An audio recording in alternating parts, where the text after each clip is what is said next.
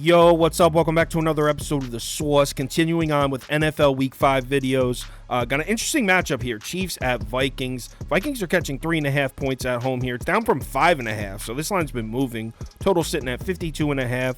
Let's roll. Welcome to The Source. The Source. Source. Hey, get the Source. So we got a serious pros versus public setup here. Public is all over Kansas City. Over 70% of the tickets in on the Chiefs. Sharp action all over the Vikings. And the odds makers seem to be siding with the sharps on this one. Because like I said earlier, this line was at 5.5 as recent as Tuesday morning. It's all the way down to 3.5 at the time of recording this. So Patrick Mahomes, not really off to the best start this year. I mean, he did have a great game against the Bears. But you know what other quarterbacks also had great games against the Bears this year? Jordan Love, Baker Mayfield, Russell Wilson. So Mahomes going off against the Bears defense doesn't really do anything for me. The other three games for Mahomes, not very impressive. Now, I know there was no Travis Kelce in the Lions game in week 1, and there were a bunch of drop passes in that game as well. But still, as a whole, these don't quite look like Patrick Mahomes' numbers. Mahomes has just a 79.7 passer rating in the 3 other games other than the Chicago game. Actually, the Chiefs' offense have been leaning more on the run game to start the season. Kansas City is 3rd in yards per carry, 9th in rushing yards per game, 11th in DVOA, rushing DVOA. Pacheco's off to a great start running the ball this year, and Mahomes is using his legs also. Now, the Vikings' run defense, it's actually not nearly as bad as you'd think. Minnesota's only allowing 3.5 yards per carry on the season. That's 6th best in the NFL. Now, they've played Tampa, Carolina, the Chargers. 3 of their 4 games this year have been against offenses that can't really run the ball. That's why they're all the way back at 17th in run defense DVOA, despite having excellent numbers against the run. Actually, the only time this season that Minnesota's seen a team that actually can run the ball was week 2 against the Eagles, and Philly ran the ball all over the Vikings. 48 carries, 259 yards as a team. That might be a crazy example, though. That was on the road in Philly, the best rushing attack in the NFL last year, and it probably will be again this year. And it was a Thursday night game on the road in Philly on a short week. Is that really fair to judge a run defense by that game? A lot of defenses would have got run on in that spot. So I think the Vikings run defense is a bit undervalued right now because that's the only time anyone's been able to run on them. But now we got to talk about the Vikings pass defense against Patrick Mahomes. And right off the bat, we have an immediate mismatch. Minnesota runs zone coverage on 69.2% of their defensive snaps this season. That's the 6th most in the league. So the Vikings run a lot of zone.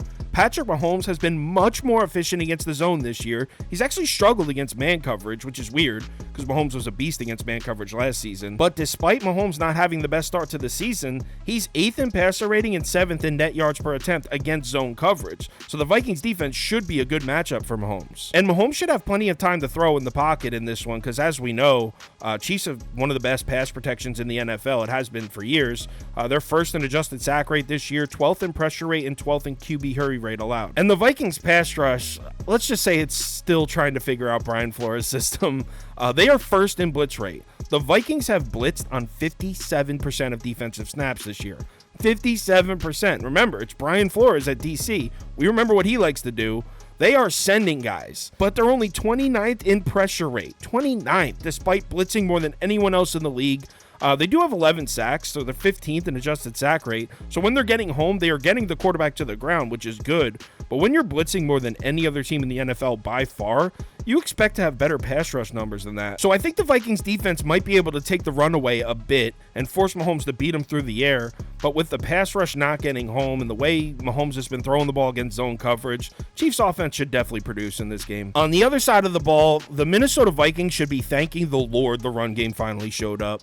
Because after 2 weeks, it was looking like it was going to be a long season for the Vikings. The Vikings through 2 games were averaging just 34.5 rushing yards per game on 2.65 yards per carry. It was looking rough for Alex Madison in that rushing attack. But then in weeks 3 and 4, they averaged 132.5 rush yards per game and 5.64 yards per carry. But now, as a whole on the season, the Vikings are averaging 4.6 yards per carry. That's 7th best in the NFL. The credit for that belongs to the offensive line. Minnesota's offensive line is actually 1st in the NFL in adjusted line yards. So no offensive line in the NFL is creating more space in the run game than Minnesota right now. If you're wondering why the Vikings are still only 20th in rushing DVOA despite those numbers, it's because they did all their damage against the Chargers and the Panthers, 2 weaker run defenses, DVOA is a schedule adjusted metric. But the fact that the Vikings run game is showing signs of life is massive in this matchup, because this has been the story with the Chiefs defense for years. The weakness is stopping the run. That's what it has been,